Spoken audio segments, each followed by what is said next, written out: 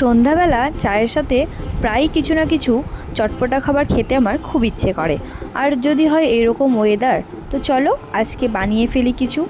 তোমাদেরকে প্রথমে আমি পকোড়াটা দেখিয়ে দিচ্ছি, এবার তোমরা গেস করো তো যে পকোড়াটা আমি কি দিয়ে বানিয়েছি। প্রথমেই আমি দুটো আলু, ছোট ছোট আলু একদমই কেটে ধুয়ে নেব এবং প্রেসার কুকারে সেটা সিদ্ধ করতে বসিয়ে দেব। এরপর নেব আমি 1 কাপ মতন সুজি, আর সুজিটা জলে সিদ্ধ করে নেব। তো সিদ্ধ করার সময় আমি অল্প স্বাদ মতোই নুন আর হলুদ আর একটু কিছু গুঁড়ো মশলা যদি থাকে তোমাদের বাড়িতে, আমি এখানে পেরি পেরি দিয়েছিলাম, এগুলো দিয়ে ভালো করে সুজিটা আমি সিদ্ধ করে নেব। সুজিটা ভালোভাবে সেদ্ধ হয়ে এসেছে, এবার আমি নামিয়ে নিলাম। আর এদিকে আমার আলুটাও সেদ্ধ হয়ে গেছে।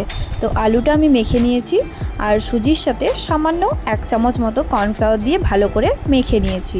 এরপর কড়াইয়ে তেল গরম করে আর এইভাবে পকোড়ার মতন ছেড়ে দিলেই আজকে রেডি তোমাদের সুজির পকোড়া। আমার মতো তোমরাও যারা চায়ের সাথে কিছু পকোড়া টিফিনে করতে চাও, তো তোমরাও ঝটপট বানিয়ে ফেলো খুব সহজ আর নিরামিষ পদ্ধতিতে সুজির পকোড়া। সব পকোড়াগুলো ভাজা হয়ে গেলে আমি ওপর থেকে হালকা চাট মশলা ছিটিয়ে দেব, আর তোমরা যদি সস দিয়ে খেতে চাও সেটাও খেতে পারো।